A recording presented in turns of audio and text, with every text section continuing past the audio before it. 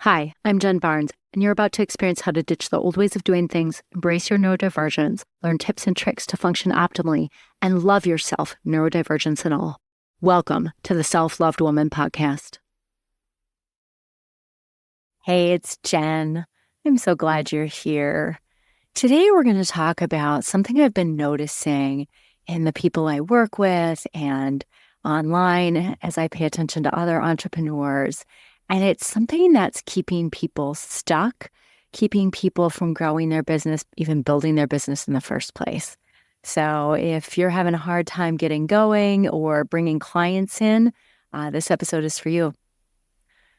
All right. So this one thing is fear. I am seeing a lot of fear in people and sometimes in myself around like building your business.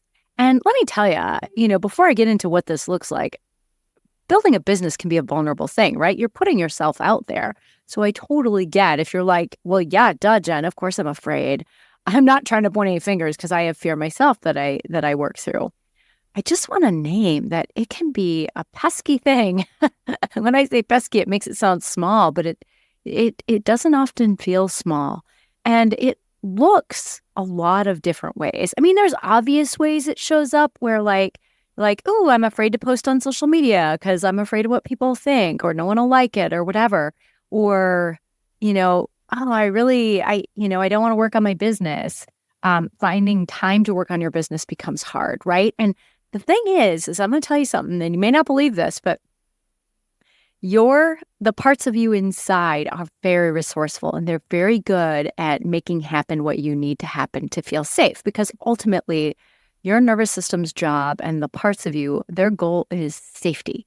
And so if there's a sense that someone inside is like, ooh, but building this business may not be safe, we're really putting ourselves out there, then other parts of you will make sure that there's no way you can spend time on it. You might all of a sudden have all these other things on your plate. And instead of being able to really focus on your business, and it might seem like those things come up by accident, and some of them might. I mean, okay, if someone in your family gets sick with cancer, obviously I'm not saying you've manifested that. Like, there's certain things that are like, whatever. But there are things sometimes that we can manifest, and it's crazy how much the different parts of us can organize themselves to keep us feeling safe. And I say feeling safe because, obviously we want to be safe, but the parts are also concerned about feeling safe because there's a belief inside that if we don't feel safe, we aren't safe. We'll talk about that a little bit later. But so having a hard time getting yourself to spend time on your business is another sign of fear. Obviously struggling to post on social media or put yourself out there in any way. Another big one that is kind of a sneaky one is making things more complex than they have to be. And I will tell you, this is a Jen one. This is what I tend to do. And when I catch myself doing it, my first thought now is like, oh my gosh, what am I afraid of? Or what am I concerned might not go well? Or what's going on here? What am I avoiding? Right? And it's complexity. So I will make things way harder than they have to be, add all kinds of extra steps and stuff, just as a way, like my parts do this as a way to keep me from just doing it and putting myself out there. And I've noticed that pattern, and you might see it in yourself too. You might be like, but Jen, that's my ADHD. And I don't know, maybe it is, but I find that when I'm like going for all this complexity and I'm able to name it, maybe it's our ADHD to start, but once I'm able to name it and be like, ooh, I'm making things more complex than they have to be. What am I avoiding? And I get clear on what I'm avoiding.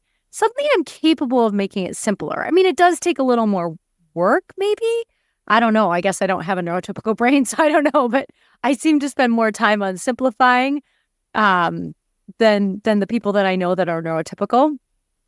So maybe it is a little more challenging. It's just that time spent on simplifying would actually be better spent than all the energy when we make things complex. Because I don't know about you, when I make things complex to avoid, they are very complex and require so many steps where there's so many spots where things could go wrong and mistakes happen. So then, the big, scary, hairy, scary things like putting yourself out there don't ever happen, right? So that's a sneaky one. And then here's another sneaky one. Focusing on the things that actually don't bring clients into your business. Now, hear me out. It's things like putting the majority of time on your website or your branding or, I don't know. I guess your logo is part of it, right? Or being perfectionistic about things. These are ways that we tend to avoid doing the big, scary things. The big, scary things like asking clients to DM you so you can set up a call, right? Getting clients on the phone, putting together your offer and holding a workshop. And it's like, or streaming. I have someone who streams on Twitch. And so it's like, getting yourself to stream on Twitch so you can get followers and people interested in what you do. And so a lot of times we might be hyper focusing on something like our website or, like I said, branding or really anything else besides the tasks that actually bring clients into your business. Because those are the things you need to do, especially when you're just building up. I mean, you need to be doing that all the time, but especially when you're building up, if you don't have clients, then you kind of don't have a business, right? You're working on it. I mean, technically, according to the, Secretary of State, you probably have a business if you've registered, but if you don't have clients, you're not serving anyone or customers, if that's, if you have a product-based business, then you really don't have a business. So the big thing that we have to do is spend the majority of our time getting people into the business. And I will tell you, just a side note on websites, gone is the day where people will find you only through your website. It's just, there's so many experts. And unless you pay, maybe, I don't even know if this works, but perhaps you're paying a crap ton to Google AdWords to find you, or you're really good at SEO, search engine optimization, more power to you. But generally speaking, your website is not how people are going to find you. Your website is where people go to learn more about you once they have. So really notice what tasks you're spending your time on. And are they things that aren't actually bringing clients into your business? I catch myself doing this too. And I'm like, ooh, what am I avoiding? It's like, oh, because it's scary, right? Yeah. Okay. So another one that I catch myself doing sometimes, and I actually did it this week, which is why it's on my mind.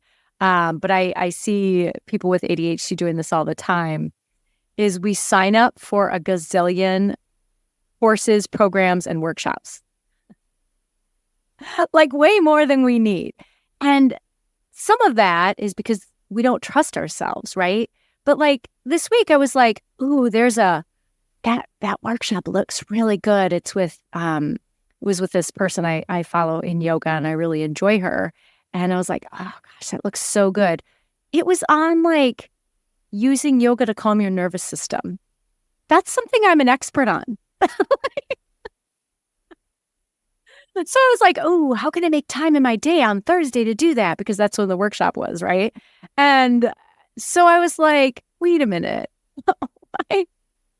Why do I need to attend this? And I'm not saying we shouldn't continue to learn and grow, but it's sometimes when we can teach something, or when we can, ground into our own inner wisdom and have clarity about what we need to do, maybe we don't need to attend all these workshops and programs. Maybe there's some we need to really help us get over things. And there's some that it's just that's I already know how to do that. And I'm not ditching on programs. Obviously, I have one. But even with my program, I want people to be in it because they want to work on their ADHD and the deeper stuff getting in the way, versus just telling them what to do, right? Versus just a training. Even though I might use the word training, it's more about getting to the deeper stuff. Anyway, so that's another tricky way that our fear can pop up. And why is this important? Why am I breaking down what it looks like? Well, I'm breaking it down so that we recognize it. Because I notice this in myself. You can tell me if you notice this. But I notice in myself a lot of times I'm like, oh, I'm not scared of that. I don't mind putting stuff on social media. I don't really care what anyone thinks. But then why haven't I posted daily on social media? A piece of it could just be it's a lot of work to put together all that content, or at least it feels like a lot of work for me, but maybe I'm making things more complex, right? It's interesting. And I'm not saying we have to hyper focus on analyzing ourselves now, but sometimes if we can lean in and get curious about what's really going on when we see one of these behaviors, then we can actually move forward instead of staying stuck in the fear, which we may not even recognize as fear, right? Because it maybe in some ways parts of us do feel brave and other parts are like, not so fast, lady, not so fast. So I want you to know that I get it. And I'm not trying to, if you're feeling called out, I'm not trying to point any fingers, because we all do this and I've certainly done it. And the key that I'm trying to point out is not about not having fear. It's more about knowing what to do with the fear when it's there. It's not about being fearless. I don't even think it's possible if you be fearless. And actually, well, probably if you have like a brain injury, but like, I don't think it's good to be fearless. Fear is a healthy emotion that's like, hey, yoo-hoos, there's danger here, right? Or potential danger. It's just that sometimes, based on our past experiences, we see things that are uncomfortable as unsafe. And so then our fear gets all wild. And there's a big difference between a lack of comfort in something and a lack of safety. I remember I first heard someone talk about this. I thought of it myself, but also I was hearing someone else talk about it outside of my own head when they were talking about conversations about race. There are some situations where conversations about race are absolutely unsafe, especially for, say, a Black person. And there are some times, especially for white people, when it might feel unsafe, but really it's uncomfortable. And not to bring up a topic that might, fire people up or whatever, but like, it's true. A lot of times those conversations are more just uncomfortable rather than unsafe. That said, as a white woman, I'm very aware that for people of color, those conversations aren't always safe. So, I'm not saying you have to have one, but my point is a lot of times we avoid things because we think they're unsafe when they're actually uncomfortable. Another example is posting on social media. Chances are you're not going to die if you post something on your social media, but your nervous system doesn't know the difference between, feeling scared or anxious or upset, right? Perceiving danger of like, oh my gosh, what if there's a hater? What if people don't like my stuff? What if no one responds and I continue to be unseen and unheard like I have been most of my life? But you see, a lot of times, that's not about actual danger in the present. That's perceived threat. You're not going to die from a comment on social media. That doesn't mean it's not uncomfortable or, painful. And if you feel like, oh my gosh, but I will, Jen, I'll completely fall apart if there's a hater, then that to me, I don't know if it is unsafe or it just feels really unsafe. I'm not going to tell you your own experience.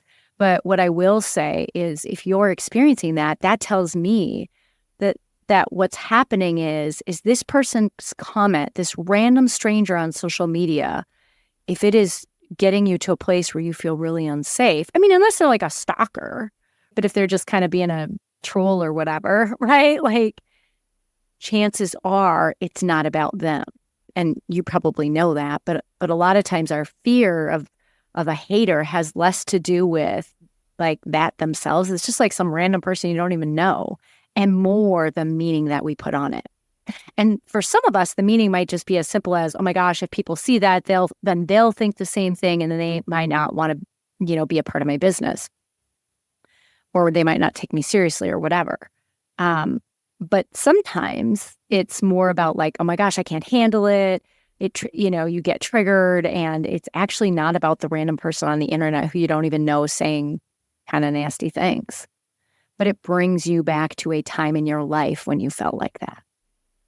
And so that can be why something like posting on social media or asking clients to DM you, like, hey, DM me, I've got something for you. That's a vulnerable thing to do.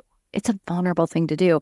And if you've had the experience throughout your life of your vulnerability not being honored and instead having been taken advantage of, this could be from when you were a young child, if you were, experienced abuse of any kind or neglect, but also true if as an adult you've shared vulnerability and had people not hold it sacred and instead cause harm. And those are things that you may find you need to start to address. I'm not saying, oh, don't go into business till you've worked on all your inner stuff. Because that's like people say, And that's like, some people are like, oh, you shouldn't really be in a relationship with anyone, or you can't really love anyone until you love yourself or till you've worked through your stuff, right? Which is bullshit. Um, I think relationships might be, actually, I'll just say it's not even I think. What I notice in my experience is relationships are a bit more messy when people have a lot of unresolved stuff, especially if they don't have that awareness of it. But that doesn't mean people shouldn't be in relationships. It just is like, oh, it might be a little more messy, right? And you might see those opportunities for doing your inner work when you're in a relationship with someone. The same is true if you're a parent. When you're a parent, it's not like, oh, you should be a parent till you're perfectly healed. I mean, first of all, I don't know that anyone gets healed in one lifetime. But the other thing is part of being a parent is you are bringing a human into the world and you're giving them an authentic experience of humanity. I'm not suggesting like if you experience humanity as abusive, you should abuse your child, but I'm just saying like, I've had a lot of moms lately shaming themselves about having used nice words, but their energy was frustrated with their kid. And I'm like, because their kid was doing something that wasn't okay, and I'm like, to me, it's like, so moms out there, especially moms, because that tends to be who shame themselves about it. Like, if you find yourself yelling at your kid, yeah, I mean, like, that probably is not great if that's your main approach. Like, there's some stuff going on, your kid is triggering you, and there's some work that you could benefit from so that you're not getting triggered and yelling so much. And at the same time, like, I don't know, if you ask someone 2 or 3 times to do something and they refuse to do it, whether it's, their chore, their homework, whatever, I think most people would get frustrated in the world, right? And that's what would happen with their boss. And so if there's a little voice raising or like, hey, I asked you to do this, or I told you to do this, like, I actually think that's healthy expression of anger. I mean, not verbally abusing them or emotionally abusing them or shaming them, but just being like, hey, come on. Like, I asked you to do this. That's what happens in the real world. Ideally, yeah, we wouldn't be doing that or anything. But I think if you raise your kids in a cave is coming to my head, but I don't mean cave, like the traditional sense, like this really soft, warm, like room with all these cushions and beautiful colors and no anger allowed. I just think, first of all, anger is healthy, but second of all, they're not going to be prepared to live in the real world. So that's all to say that, if you're a mom and you're feeling shame because you are yelling at your kid, first of all, it's probably not about your kid. I mean, maybe it is because they didn't follow your directive. But also it's probably about other times when you felt unheard. Also, it might be that you don't feel you have effective tools to handle the situation. And so it's like, oh, okay, there's the work.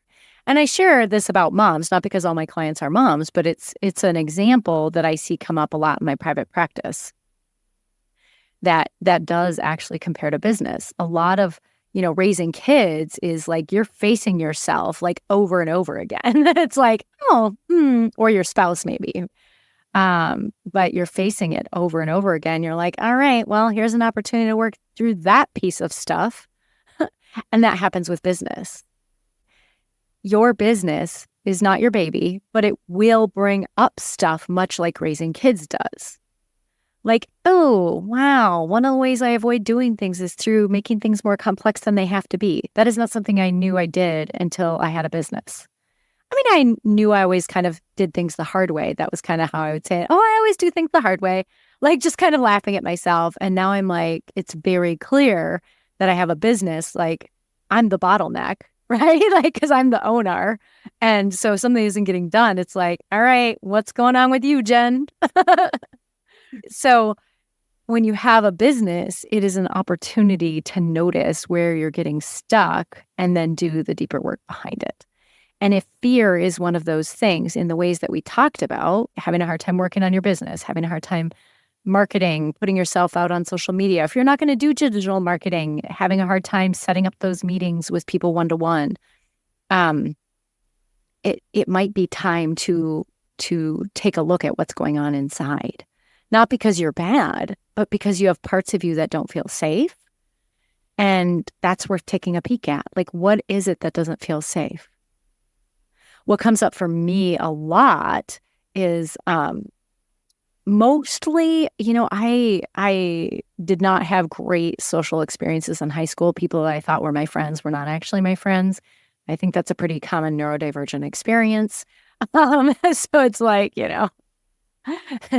it's like lecturing to the faculty to talk about that. But anyway, um, it was something that I struggled with. And so putting myself out there in big ways, it's like, oh, okay, I'm going to be, made fun of behind my back again. Or for me now, it's more about, oh, people aren't going to pay attention or hear me. Like I'm not being seen or heard. I'll put all this stuff out that has value and no one takes advantage of it. That can be a story that can keep me from putting myself out there. And that's useful. And it's something I didn't know before I went into business. I certainly knew about my my social challenges when I was younger, but I didn't realize how much it would impact my life when I went to go do things. So this process of owning a business is bigger work. And a lot of times a piece of it is working with what scares you, the ways fear shows up in your life, and then unpacking what that fear is about. Because chances are it's not about what a bunch of random strangers think. It's probably much deeper than that. Much, much deeper than that. And you can get to the bottom of it by, for me, I write. And it's not just a matter of, I write and I validate the parts and I try and understand them, but I keep asking, like I get a sense of what the fear is. And I'm like, and then if that happened, then what would happen? And if that happened, then what would happen? And if that happened, then what would happen? Usually I get to a place of, I would be unhoused living under a bridge. I would have lost everything I own. No one in the world would speak to me anymore. And I would no longer have my cats. Like, that's usually for me what's way deep underneath it. But there's some layers between it too that are worth paying attention to. And so whatever it is, there's, it's reasonable to, tune into those parts and get a sense of like, hey, what's going on inside? What are we concerned would happen? And then working with your system on like, how do we alleviate some of that? How do we address some of that fear? And what of that fear is more like concern about discomfort than it is actual like life and death, lack of safety? So this is a big topic that requires a lot of deeper work. This is what I always say, like so much of growing a business, and especially with ADHD, isn't just about the business. It's about the deeper work. And with ADHD, yeah, you can have all the right tools and strategies and go to all the extra workshops. But ultimately, and this is the good news, bad news, is it's inside of you. The reason that's bad news is because most people don't like to do inner work. Most people don't like to take the time to look at themselves. But I will tell you, it will be very hard for you to do much with your business unless you're open to doing at least some of this work, because you're going to bump into yourself over and over and over again. And it's like, maybe at first it's like a little spark. It's like, ooh, what was that? But if you ignore it and you just feel the fear and do it anyway, which is a fine approach, then that spark will probably come up again, and again and again. And until it's like this big bonfire trying to get your attention of like, work on this. Right? So I share that to say, like, I get that it's hard, when you decide to own a business or go into business for yourself, you're not like, I think I'd really like to work on myself. Like, I think that's a great thing. That's why I'm going to open a business. No, you open a business most likely because you're tired of having a job job. You're tired of working for someone else. You're tired of someone else bossing you around. You're tired of having to work on someone else's schedule, and you want the freedom of time, money, and how to spend your energy and who you work with and all that beautiful stuff that comes with entrepreneurship. You didn't go into business to work on yourself, but not so fast. Ta-da, you're here. And it's like, oh, okay. That doesn't mean it's not doable. It's just, do you want to like work with the stuff that comes up when you're working with other people? Like in a job? Or do you want to work on the stuff that comes up inside of you when you're building your business? Either way, the stuff is going to come up. And certainly one possibility, one option that some people take is, I'll just have a glass of wine after work. And, that can work for some people. And maybe it works a lifetime or maybe it works a while. But I don't know. As a therapist, I got to tell you, I see that stuff having a way of catching up to people. Right? So it's like, hey, if it's here and it's a spark, let's work with it now before it becomes a big freaking bonfire. And now you're terrified to do anything. And you have real big problems. So, all right. I hope this was informational and inspiring. I hope it gives you some ideas of what might be keeping you stuck and some ideas about how to, dig in and start to address what is coming up for you. Obviously, there's deeper work in this. I do want to give you a heads up. I'm going to do another round of my 3-day live training at the end of April. So stay tuned for that. That training is how to overcome invisible ADHD obstacles so you can build a meaningful, impactful, prosperous business you love. So stay tuned. That's coming up. If you're interested in doing some of this deeper work, that'll be a great opportunity. And it's free. So, all right, that's all I got today. I'd love, if you're not following yet, that you would follow. And I'll put a link in the show notes if you want to be on the wait list for that training to be some of the first notified. I'll put a link in the show notes for that too. All right, y'all, take care.